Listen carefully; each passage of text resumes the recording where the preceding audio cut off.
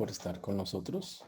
Muchas gracias por estar con nosotros en esta noche. Recuerden que estamos en el libro de Apocalipsis. Estamos ya casi terminando el libro de Apocalipsis, versículo por versículo.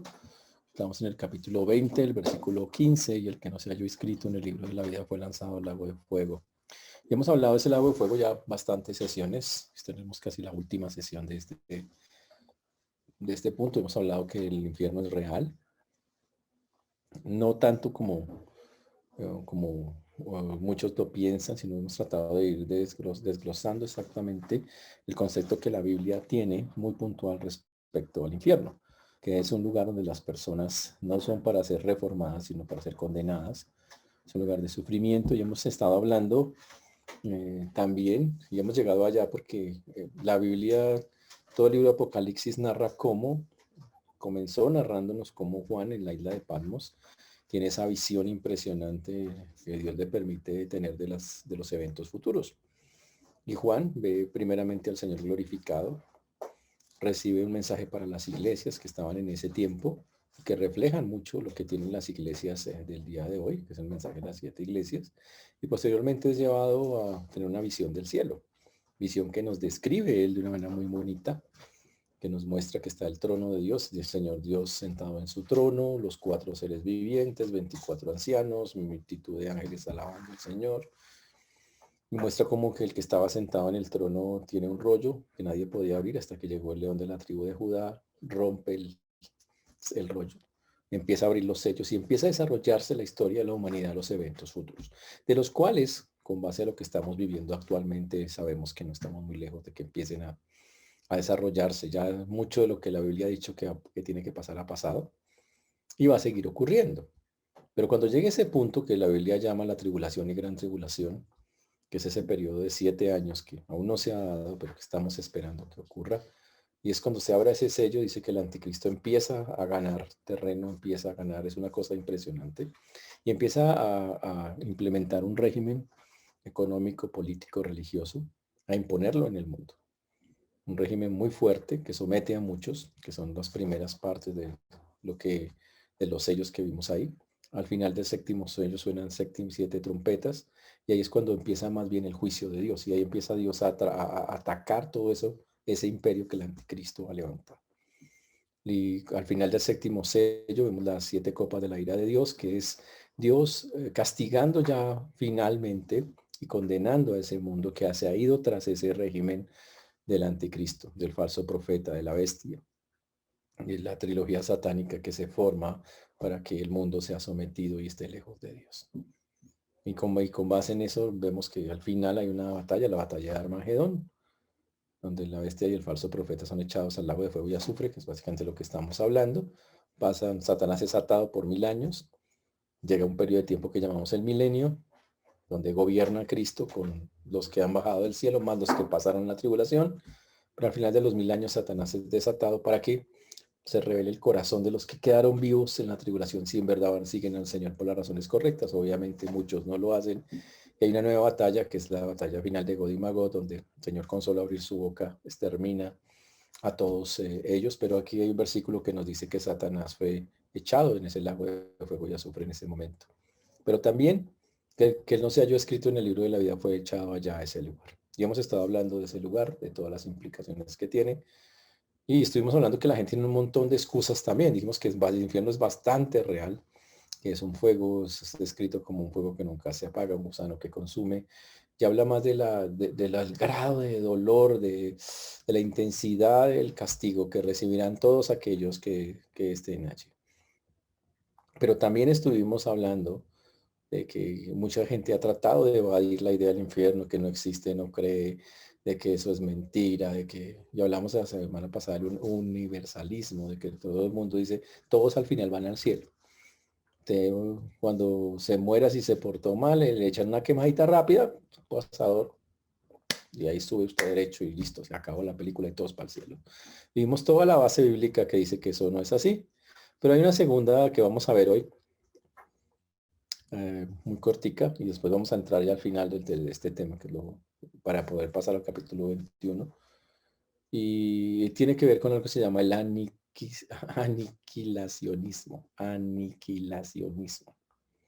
Y de eso vamos a estar hablando hoy, porque algunos creen eso también.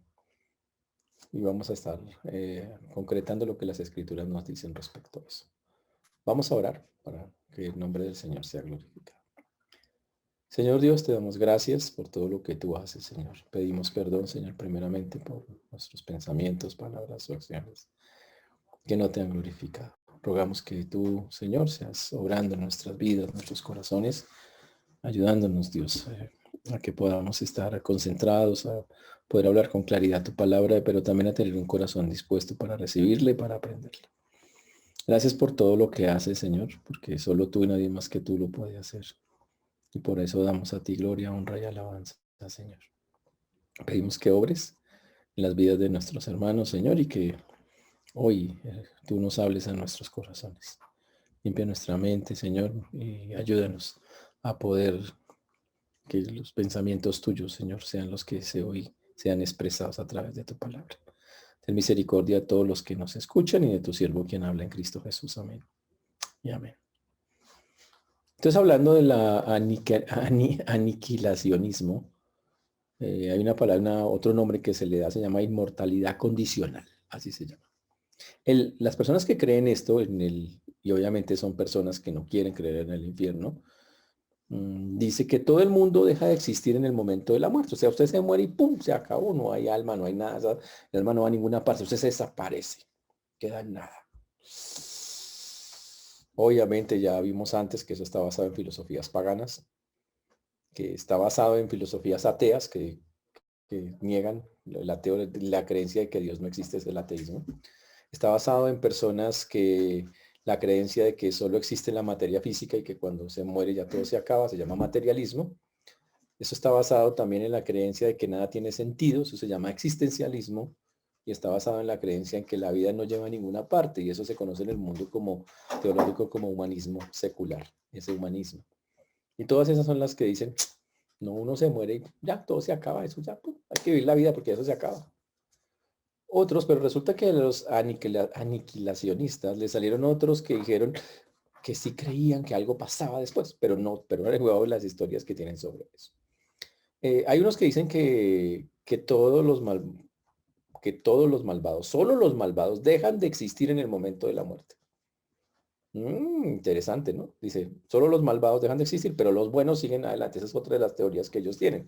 Eso contradice lo que dice la Biblia en Hebreos 9:27, que dice que está establecido para los hombres que mueran una sola vez y después de esto, al juicio. Y habla de todos los hombres, no solo de los malvados, o sea que ya pierde eso. Otra teoría de ellos, porque es que el problema es que tienen muchas líneas de pensamiento, es que dicen que tanto los justos como los malvados serán resucitados en el día del juicio. Pero ese día los malvados irán al castigo eterno y ahí serán aniquilados. Imagínense eso. Interesante eso. Entonces aceptan que hay un día del juicio, aceptan que los que llegan allá, los buenos y los malos, y que los malos ese día, ¡pum!, son aniquilados, no se acabó nada. O sea que el infierno no existe para ellos. Y obviamente eso contradice lo que dice Mateo capítulo 8, versículo 12, que dice que el Señor dijo, serán echados a las tinieblas afuera, al lloro y crujir de dientes, hablando de que las personas experimentan algo después de ser rechazados por Dios. Ese es el punto. Y el otro, y otro tipo de aniquilacionista, dice que el día del juicio el Señor recibirá a los justos en el cielo y a los malvados los mandará al infierno, pero luego dice que ellos al final, después de un sufrimiento, más o menos, se desintegrarán y serán reducidos a nada. Imagínense eso.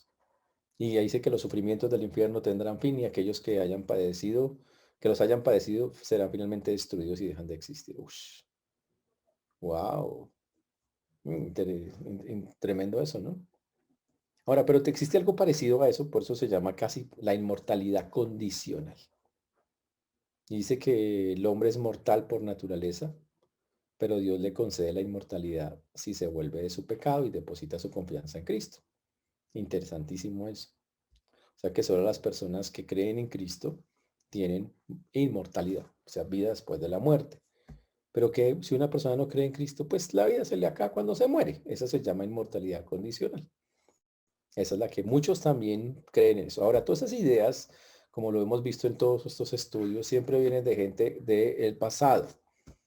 Son ideas de, por ejemplo, esta del siglo cuarto, él comenzó con esa idea del aniquilacionismo, un señor que se llamaba Arnovio, lindo el nombre, Arnovio, que era un profesor en el norte de África y que dijo que se había convertido al final de su vida.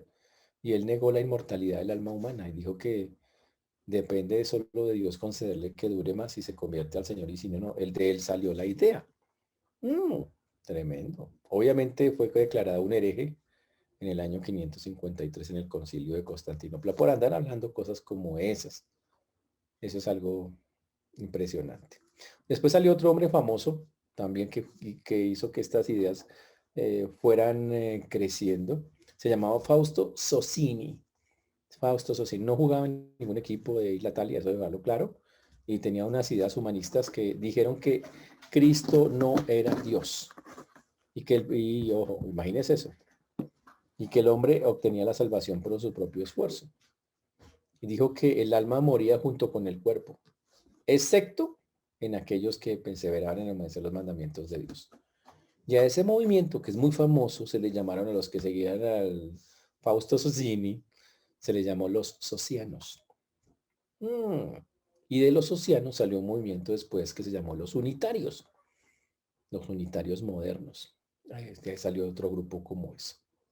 Impresionantes.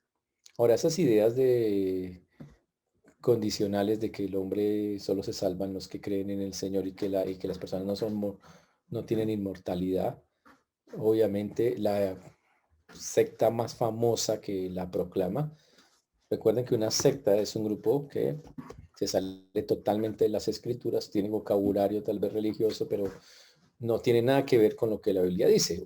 Unos que se hacen pasar por cristianos, pero no lo son, que son los testigos de Jehová, que niegan la Trinidad, ellos niegan la deidad de Cristo, o sea, Cristo para ellos no es Dios, niegan que el Espíritu Santo sea una persona de la Trinidad y varias doctrinas, ellos rechazan la inmortalidad del alma y tienen una teoría bien complicada respecto al destino de la humanidad. Ellos dicen que solamente, menos mal que ya vimos el libro de Apocalipsis, que solamente 144.000 se salvan, que son testigos de Jehová, por supuesto, obviamente, a lo largo de toda la historia, imagínense eso. Y que el resto, no, el resto se desaparece. Ese es el punto.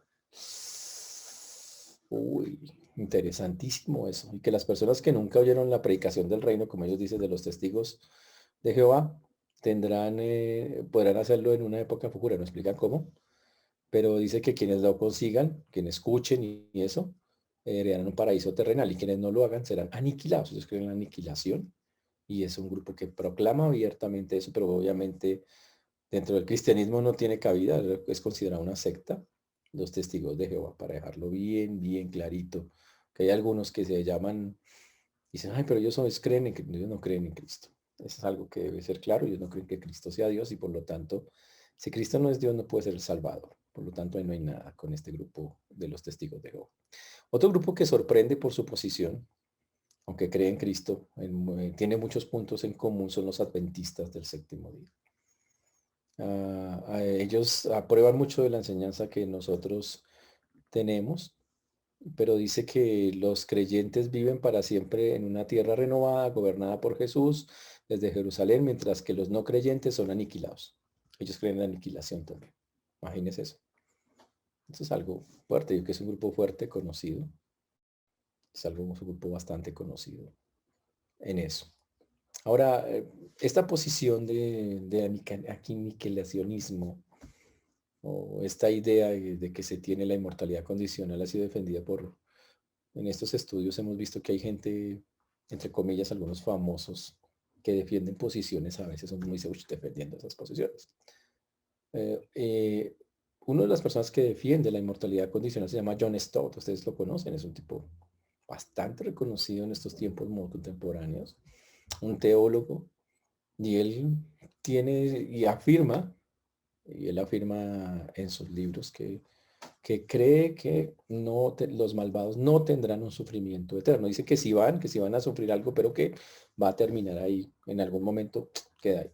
Y obviamente no es que él lo defienda a muerte, él dice que no matiza sobre eso, pero que le parece que es lo más lógico en esas cosas. Y así muchos hombres o escritores han tratado de decir este tipo de cosas.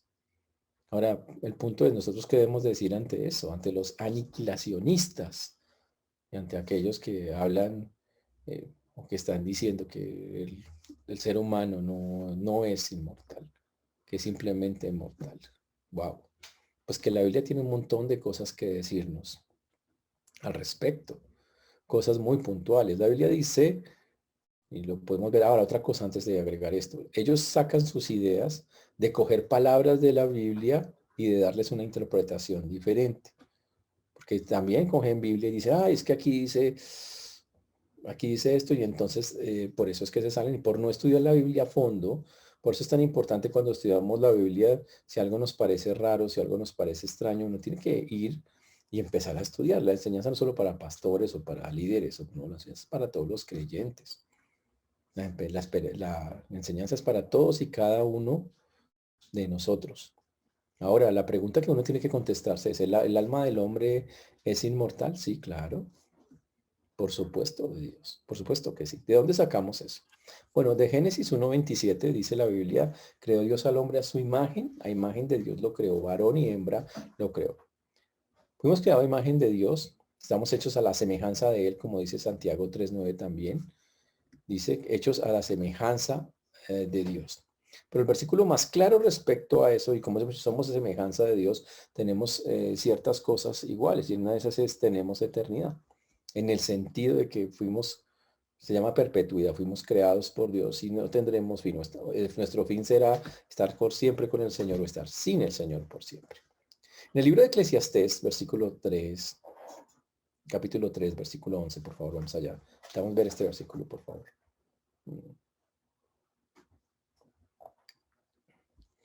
La Biblia nos dice muy claramente, todo lo hizo hermoso en su tiempo.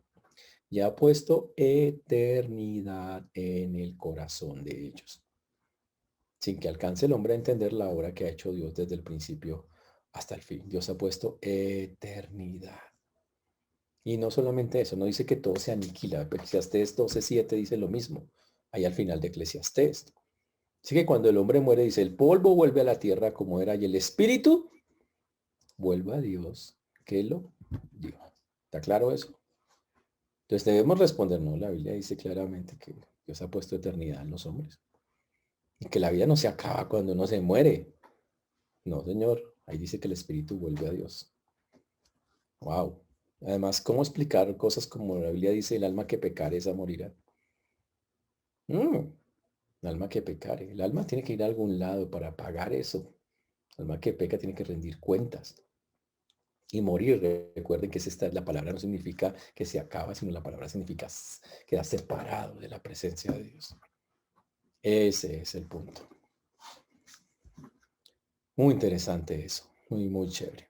Ahora, si no creyéramos en la inmortalidad del alma humana, pues muchos versículos de la Biblia tocaría borrarlos porque el sentido con que se escribieron es de creer que hay vida después de la muerte y que hay una razón de ser después de la muerte.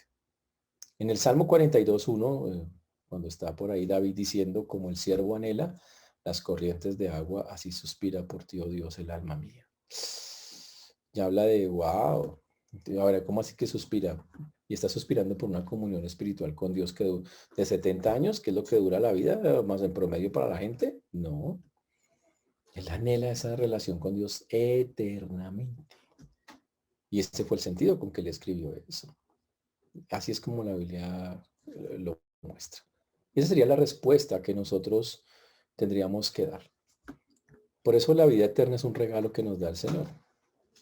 Un regalo que los malvados no reciben. Por eso la Biblia deja tan claro la vida eterna y la condenación eterna. Mostrando que hay vida después de la muerte, una con el Señor, vida eterna, una sin el Señor, condenación eterna. Y eso debería ser como que nosotros tenemos en la cabeza muy, muy, muy claro.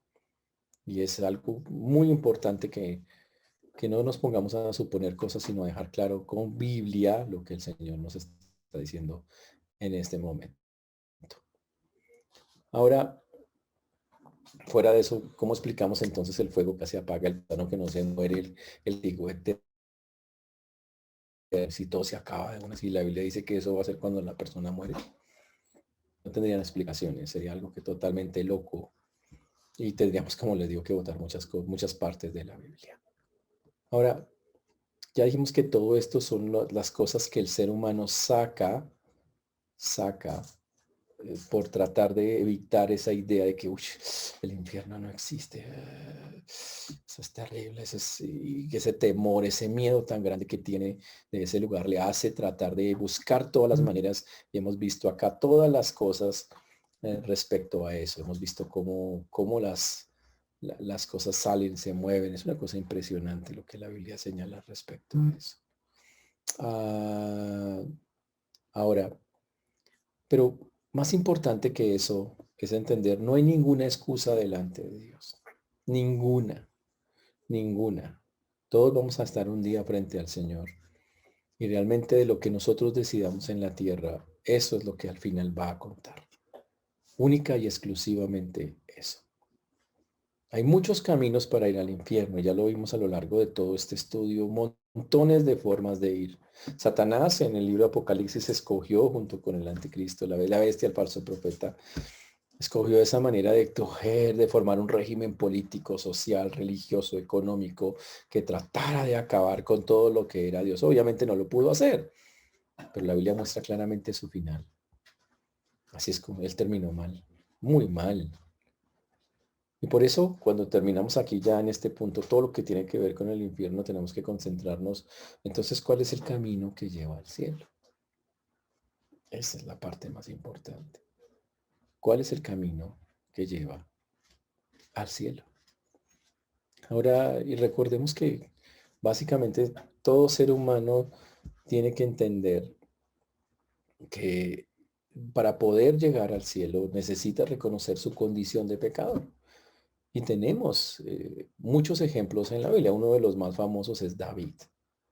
David, el famoso hombre conforme al corazón de Dios, cuando pecó con Betsabé. En 2 de Samuel 12, versículos 5 al 7 y versículo 9, recuerden que David peca con Betsabé y entonces Dios le manda al profeta Natán y Natán le empieza a contar una historia de un hombre rico que le había robado un cordero a su vecino pobre para dar de comer a una visita. Y David no tuvo ningún problema de pronunciar su veredicto y dijo, viva Jehová, que el que hizo tal cosa es digno de muerte y debe pagar la cordera con 4 tantos porque hizo tal cosa y no tuvo misericordia. Y las mismas palabras de David lo condenaron. Y Natán respondió algo que es muy fuerte, le dijo, tú eres aquel hombre.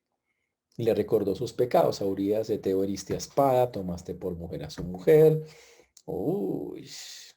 Y ahí entonces ocurrió lo que tiene que ocurrir para que las personas entiendan el camino al cielo. Tiene que haber arrepentimiento. Y la Biblia dice en 2 de Samuel 12:13 que David se arrepintió. ¿Qué dijo?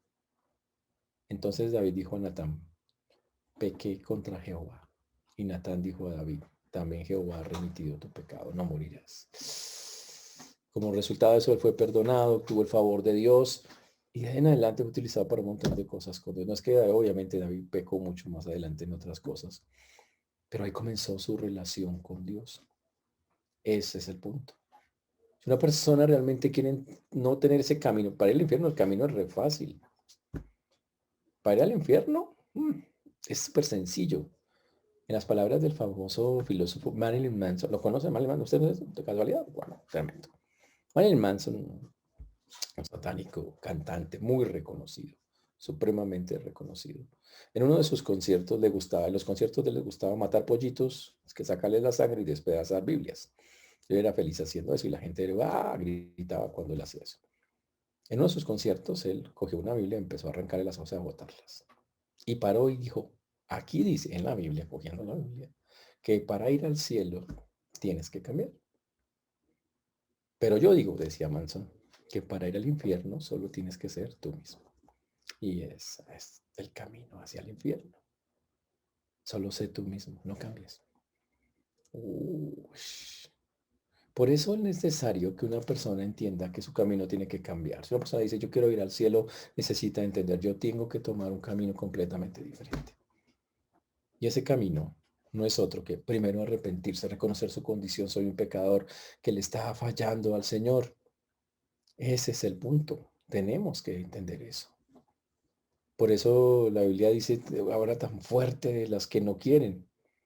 Dice, por ejemplo, en 2 Tesalonicenses 1:7 al 9, yo les leo, y vosotros que sois atribulados, daros reposo con nosotros cuando se manifieste el Señor Jesús desde el cielo, con los ángeles de su poder, en llama de fuego para dar retribución a los que no conocieron a Dios, ni obedecen al Evangelio de nuestro Señor Jesucristo, los cuales sufrirán pena de eterna perdición, excluidos de la presencia del Señor y de la gloria de su poder. Ush. Pero hay dos frases duras. Los que no conocieron a Dios ni obedecen el Evangelio de nuestro Señor. Conocer a Dios y obedecer la palabra de Dios son cosas inseparables. ¿Qué dijo el Señor Jesús? Esta es la vida eterna, que te conozcan a ti, el único Dios verdadero, y a Jesucristo, a quien has enviado. Conocer a Dios y obedecer el Evangelio te llevan al cielo. No conocer a Dios y desobedecer el Evangelio te enviarán al infierno. Así es como funciona. Uf. ¿Tienen claro, muchachos? Todos están haciendo así, muy bien, nos veo un poco preocupados, ¿está bien? Ok, muy bien, perfecto. Esa es la parte crucial del asunto y lo más importante que nosotros debemos tener en cuenta en este aspecto. Y primera pregunta entonces sería para los que están escuchando, tú que sintonizándonos en esta noche, en pleno toque de queda. Qué chévere, todos en la casa sentados. Qué impresionante, ¿no? Todos. La gente dice, ay, y pensar que una vez una señora que dijo, vamos a encerrar los 4 días y 3 días nomás, después tranquilos, frescos. Esos días han sido largos, muchachos. Y todos los que faltan, ¿no? Impresionante. ¿Y por qué? Porque Dios lo quiere así. Entonces, pero si una persona, a pesar de todo lo que está pasando, no llega a esta conclusión de que necesita a Dios, wow. Por eso tengo que hacerle a esa persona un par de preguntas. La primera es, ¿conoces a Dios? No estoy preguntando si usted sabe cosas acerca de Dios.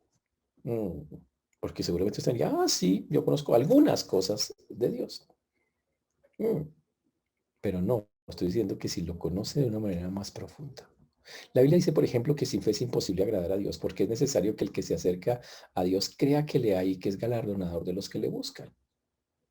Uy, entonces no solamente, y aquí ese versículo habla que hay que creer en Él, que hay que tener confianza en Él. Muchos dicen creer en Él o supuestamente creen en Él. Muchos reconocen la existencia de Dios, pero no lo conocen. Y algunos han negado que sea posible conocerle. Y algunos dicen, no, es que a Dios no se le puede conocer. Pero Dios mismo dice, oiga, venga, yo sí quiero. Quiero que me busquen y me conozcan. Y por eso hay que buscarlo. Sí se puede conocer a Dios. Por ejemplo, en Gálatas capítulo 4, versículo 9, más ahora, mire lo que dice, afirmando que sí se puede conocer a Dios, más ahora conociendo a Dios, o más bien, siendo conocidos por Dios. Qué chévere. Y habla obviamente de no sé que sepamos todo de Dios, pero significa teniendo, conociendo significa tener una relación estrecha, cercana, muy cercana a Él. Conocer a Dios no significa tener un conocimiento intelectual de Él, significa tener una relación personal, una relación personal. Ese es el punto. Es llegar a ser y convertirnos, como dice la Biblia, en hermanos en Cristo. Y cuando la Biblia lo afirma como si fuéramos en una familia y nos uniéramos en una familia con el Señor. Es un padre que se preocupa por sus hijos. Llegar a ese punto, llegar a ese punto. Por eso la Biblia tiene versículos, por ejemplo, para las mujeres que dice, tu marido es tu hacedor. Es llegar a esa relación de dice, Él es mi marido, el Señor es mi marido. Es llegar a ese punto donde dice, así como Cristo amó a la iglesia y se entregó a sí mismo por ella, hablando de los maridos que amen a sus mujeres. Dice que así es como tienen que hacerlo. Y habla de una relación, eso es conocer a Dios, tener una relación cálida, cercana, íntima. Ah. Por eso hasta nosotros cantamos acá, te exaltaré, mi Dios y Rey, y bendeciré tu nombre eternamente y para siempre. Cada día te bendeciré y alabaré tu nombre eternamente y para siempre. Y saben que eso es un salmo, ¿no? El 145, 1 y 2. Significa que la persona está atenta. a su Dios y exalta sus cosas de su Dios. Esto es conocer a Dios. Y ese es el camino que lleva al cielo. Uno en el cual las personas conocen al Señor. Y la Biblia habla que hay que hacerlo. Y la Biblia tiene muchos ejemplos de eso. Dice, por ejemplo, la Biblia, pueblos suyos somos y ovejas de su prado. Salmo 103. Y Jesús dijo de lo mismo de las ovejas y el pueblo, yo soy el buen pastor y conozco mis ovejas y las mías me conocen. En ese tiempo los pastores agrupaban a sus ovejas por la noche en un redil, por seguridad. Por la mañana cada uno recogía sus ovejas, las llamaba por su nombre. Y las que le pertenecían ignoraban todas las demás voces, reconocían la suya y les seguían obedientemente cuando él las guiaba al prado. Así es como funciona ese versículo. Ese es el punto. Por eso pregunto, ¿conoces a Dios? Si conoces a Dios, entonces usted puede responder las siguientes preguntas. Vamos a hacer una encuesta si ustedes conocen a Dios. Si usted conoce a Dios, seguro, seguro, usted me puede responder muy rápidamente. No es que voy a preguntarle al pastor, no. Usted lo van a hacer así, pues, casi que automáticamente.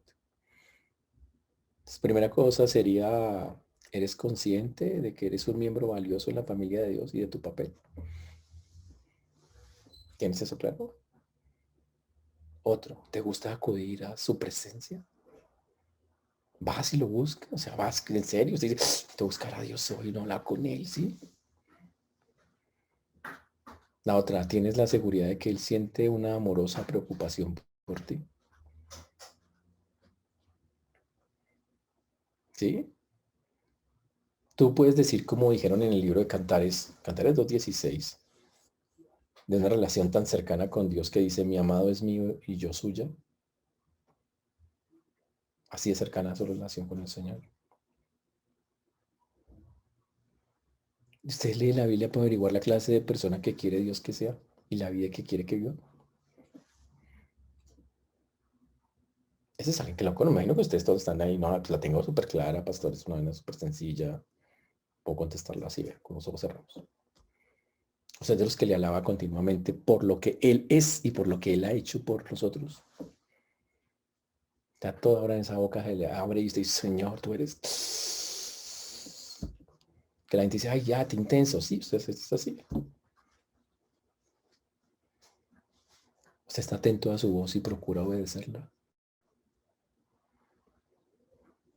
Esas son señales de una persona que conoce a Dios. El que no lo conoce está sin esperanza y sin Dios en el mundo.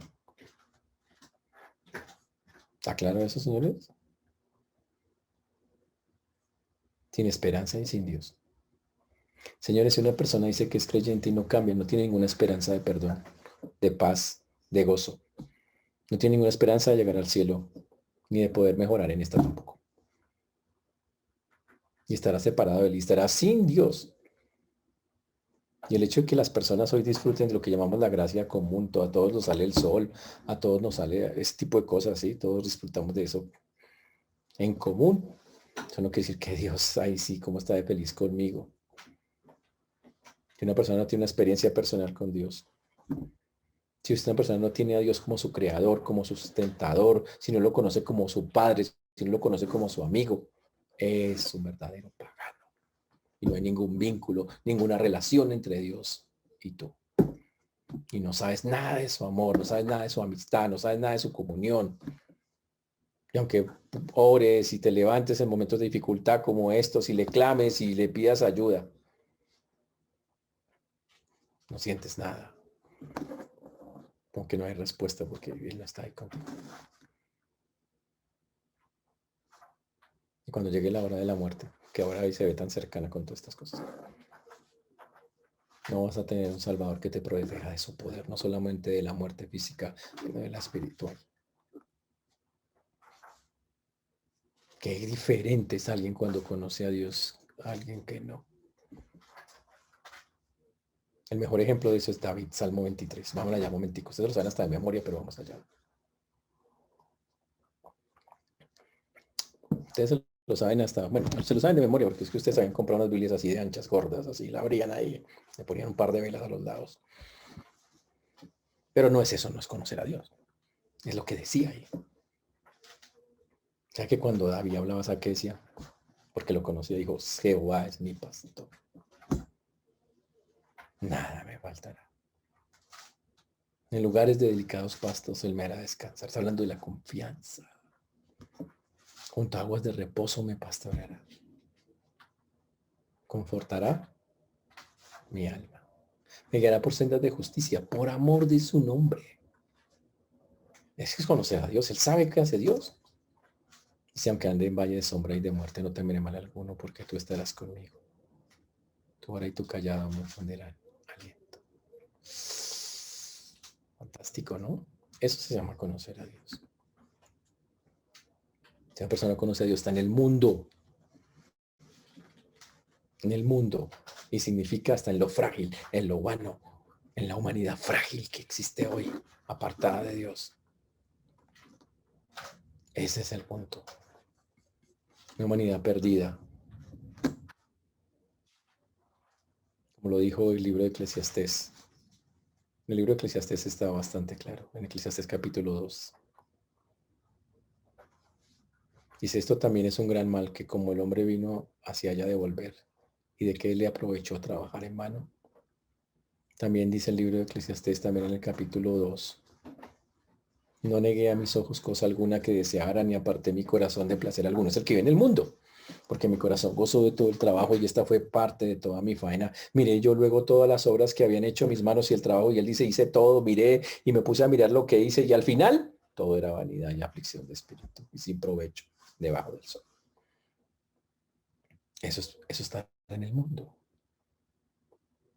¿De qué sirve, señores, la riqueza, la popularidad, las posesiones, la posición social? Todas esas cosas del mundo.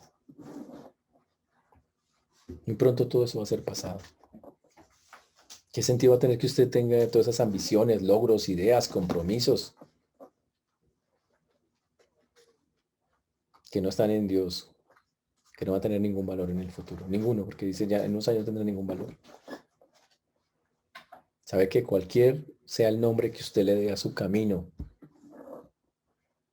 ningún inconverso ha logrado aún salir del camino al infierno. Se llama el camino al infierno. Y no le pueden enviar el nombre. Es mi camino al éxito, mi camino al... Señores, estar sin esperanza y sin Dios es hallarse en una de las más grandes situaciones desesperadas. Estar en este mundo es una situación muy peligrosa, porque si usted sigue ahí, la muerte en un instante de tomar ahí la ira de Dios hará su parte. Y serás condenado, como dice la Biblia, a pena de eterna perdición.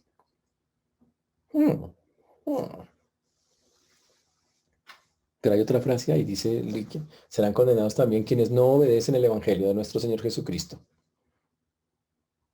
¿Qué es el Evangelio?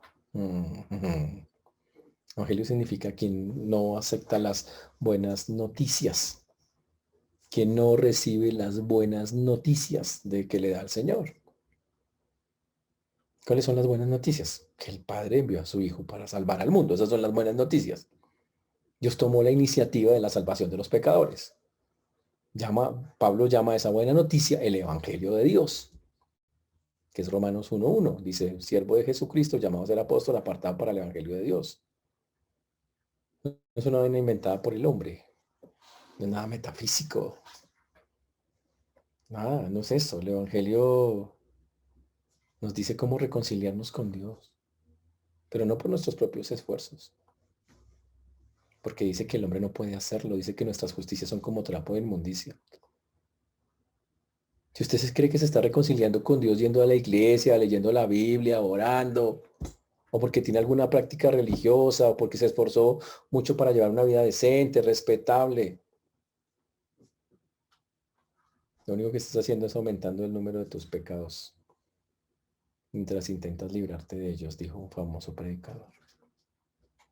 Porque por ahí no es. Jonathan Edwards, ¿saben quién es esa personaje? Predicador muy famoso de Estados Unidos. En su sermón más famoso, tan famoso que ha sido publicado miles de veces, se llama Pecadores en las manos de un Dios airado. Wow. Y ahí en ese tiempo Edwards advirtió a sus oyentes de la locura de confiar en que una persona se salvará por sí misma. Dijo, tu impiedad y toda tu justicia no tendrán más influencia para sujetarte y librarte del infierno que la que una tela de araña puede hacer para frenar una roca al caer. Nadie puede quitarse encima a Dios como un trapo de inmundicia. Pero el Evangelio es la buena noticia, que aunque nosotros no tenemos ningún poder ni esperanza, Dios ha hecho algo para rescatarnos de nuestro pecado y conseguir nuestra salvación. ¿Qué hizo? Envió a su Hijo para ser el Salvador del mundo. Ese es el punto. Dios no envió un ángel para rescatar a los pecadores. No creó otro ser para hacer un plan. Vino en persona, en la persona de su Hijo.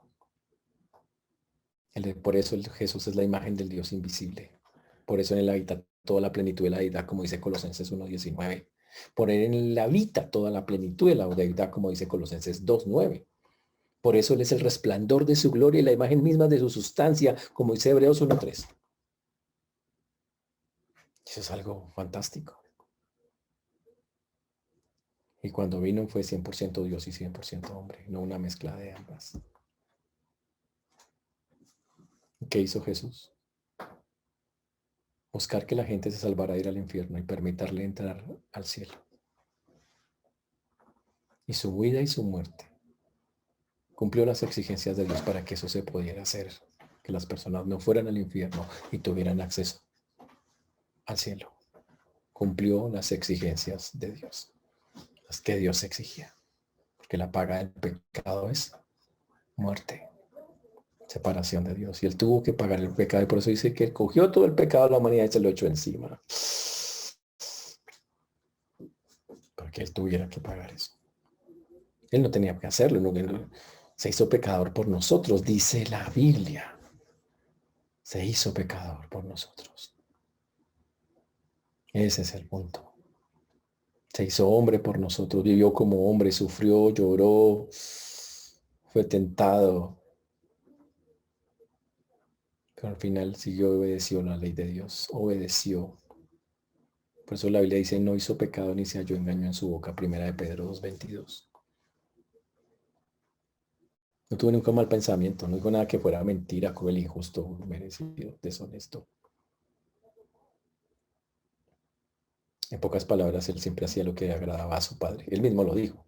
Yo hago siempre lo que le agrada. Juan 8:29. Y lo comprobó con su vida, literalmente. Ese es el punto. Esa es la buena noticia. El cristianismo, señores, si el cristianismo fuera solamente un conjunto de buenos consejos, el cristianismo entonces no tendría ninguna importancia. Ha habido buenos consejos en los últimos 4.000 años, pero hay una gran diferencia. El cristianismo habla de cambiar la vida, de transformarla, porque se compone del ejemplo perfecto de Cristo, de sus instrucciones. De eso se compone. Ese es el punto. Y siempre obviamente tenemos excusa nosotros para decirlo. Es que nadie es perfecto.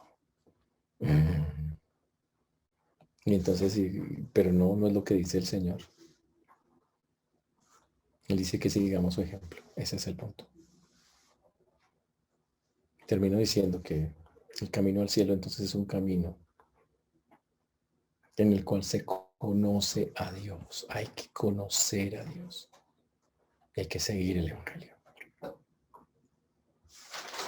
Usted nos está escuchando hoy. Vamos a entrar ahora al cielo, porque lo que sigue en Apocalipsis es entrar al cielo. Pero no se entra solo por sentarse a escuchar esta predicación.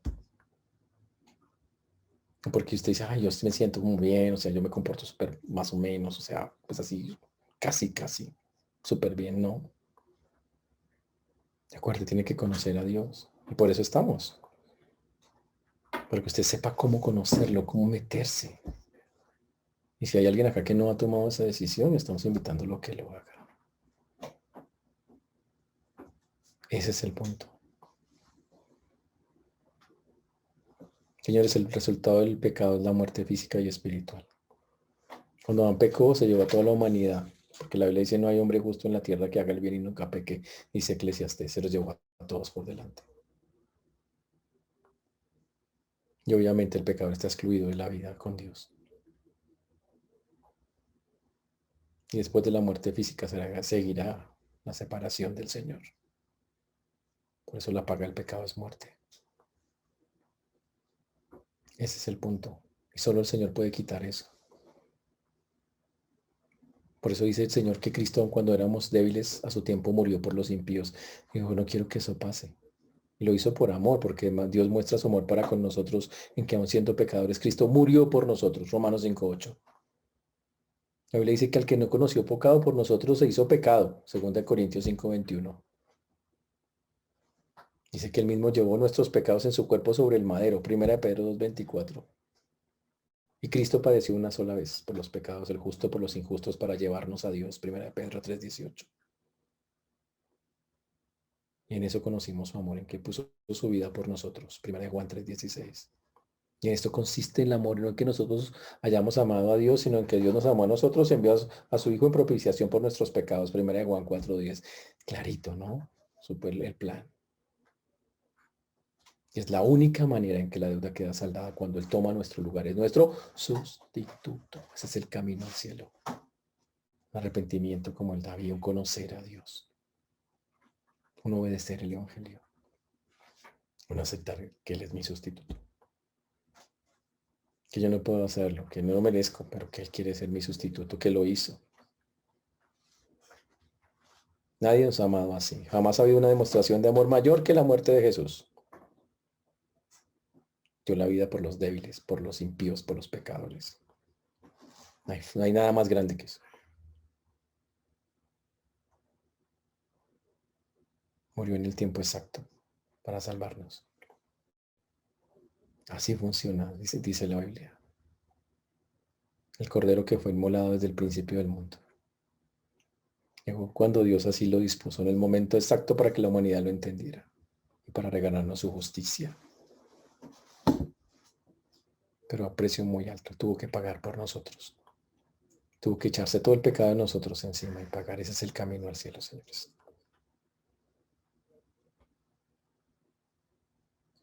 Cuando antes la gente recitaba el credo, decía, padeció bajo Poncio Pilatos, fue crucificado, muerto y sepultado. Y también ellos decían que descendió a los infiernos. Interesante, ¿no? Señores, ese es el camino al cielo. ¿Cómo sabe usted que tiene ese recibo en su mano, que ya fue pagada su deuda?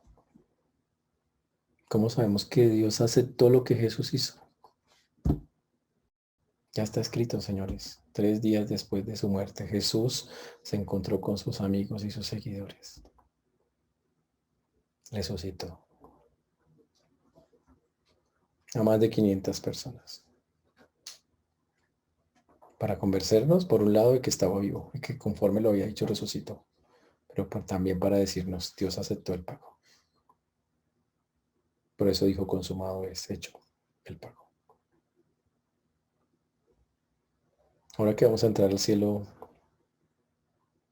no piense que se hace simplemente pensando bonito. No puede pensarlo así. Tiene que hacer el proceso, si no lo ha hecho.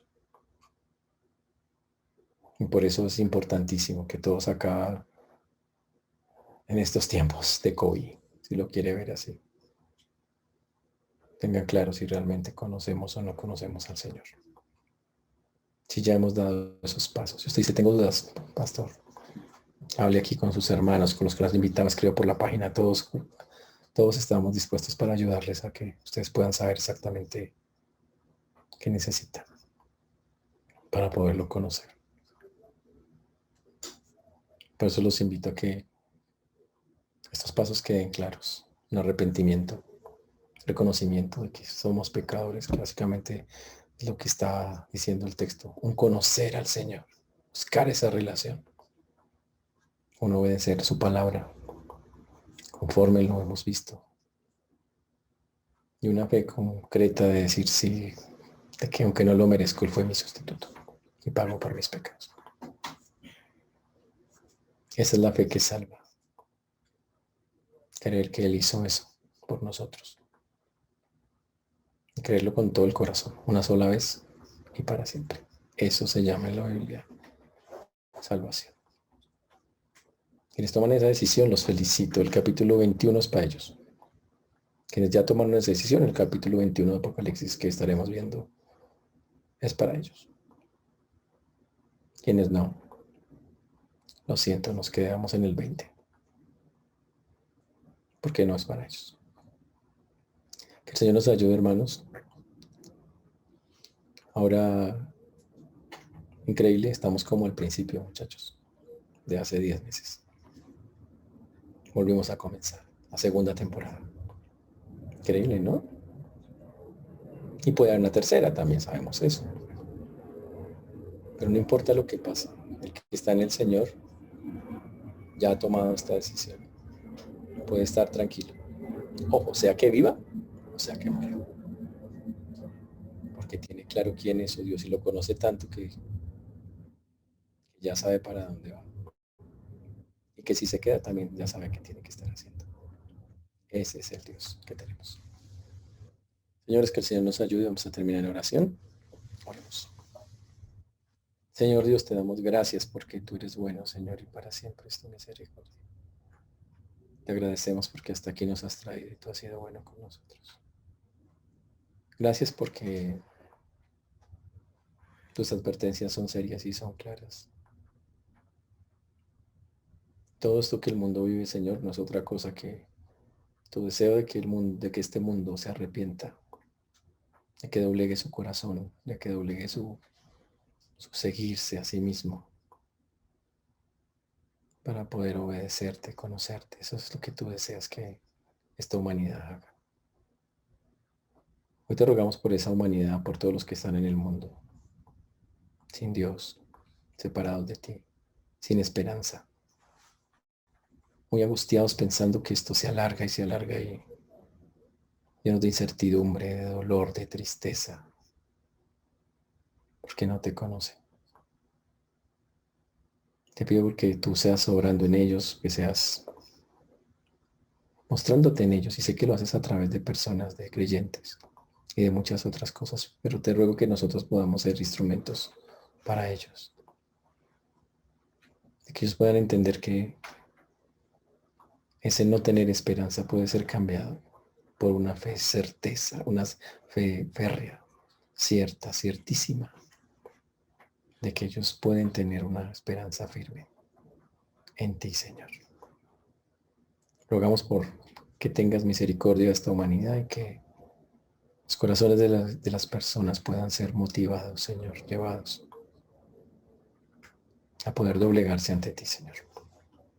Por eso hoy dejamos todo lo que hemos aprendido en tus preciosas manos en Cristo Jesús. Amén.